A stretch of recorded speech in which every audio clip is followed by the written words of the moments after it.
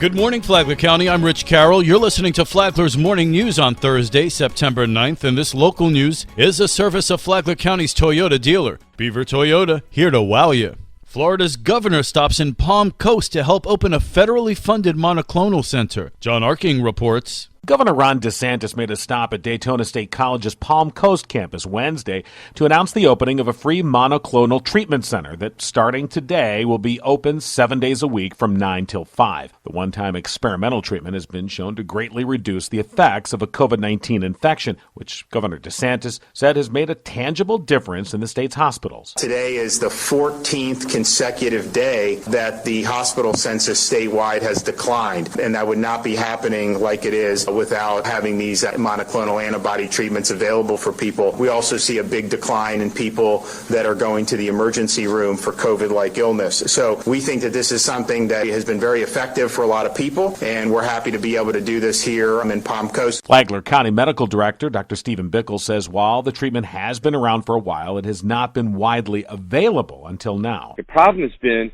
there's been one center in the two-county area. You need a prescription from the doctors. The doctors haven't been pushing it because it's hard to get anyway, and a lot of the people don't follow through, so there hasn't been a big push to promote it. And also, it's been an IV infusion, so you have to get hooked up to an IV. It's a pretty easy thing. I think if they do it, they infuse it in about half an hour, and then you watch for about another half an hour. So it takes a couple hours to get the thing done. The Palm Coast Center is one of more than 24 that Governor DeSantis has made an appearance to help open, although the funding that makes them possible actually comes from the federal government. And while there is clear evidence that the treatment helps to limit hospitalizations from COVID, it doesn't eliminate them, and health officials continue to say the best long-term approach is to get vaccinated. From the WNZF Newsroom, I'm John Arkin.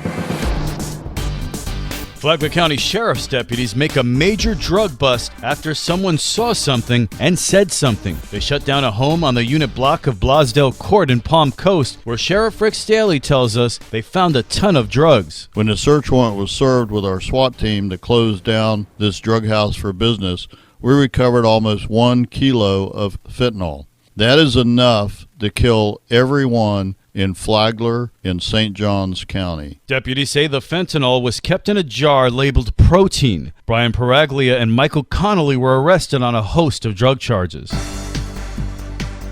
After a meeting on Tuesday, Palm Coast City Council members are now on board to fund Sheriff Rick Staley's request for 10 new deputies. Amy Cherry has more. But council members remain divided over the property tax rate. They've asked financial services to examine just how low the millage rate could be reduced to still fund the new deputies. To pay for it without raising taxes, council could tap into reserves. Mayor David Alfin appears to favor that approach and rejected calls to go through the budget line by line. I have confidence that the finance department has done a very lean look. I don't think it's a worthy exercise to look for pennies and cents. I know that sometimes when companies are not performing well, there's always a suggestion that, well, let's reduce the number of paper clips and things like that. That's never a way. We do have significant conservative fund balances that we could exploit to the benefit of the residents of Palm Coast in our pockets today. But it wasn't all that civil. Vice Mayor Eddie Branquinho, who wants to keep the tax rate at its current level, and Councilman Ed Danko, who wants the millage rate lowered, got into a heated argument on how to save money. If it was up to me, I would cut security. That all around the city costs over $119,000 a year. 5 years of that will pay for the pickleball.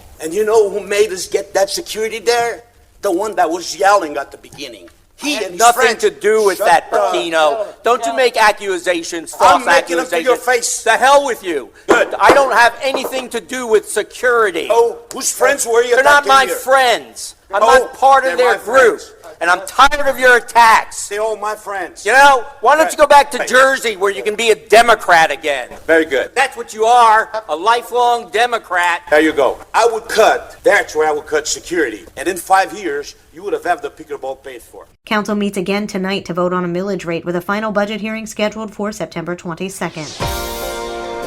A new apartment complex is coming to Palm Coast. City Council approved the nearly 250-unit building that's coming to vacant land on Old Kings Road. Councilman Nick Klufas voted in favor of it, saying this housing will lead to further development. If we had more homes, then the commercial development would have come. Just from a perspective that the commercial development will come if we have more households, and that there's commercial involved with this project that'll be much more valuable if they can put this quote-unquote, higher density population in that area. Councilman Victor Barbosa was one of 2 no votes. Every meeting we hear people talk about too many houses being built, too much apartments being built. We're looking at here rezoning acres from high-density commercial to multifamily. That's taking away jobs.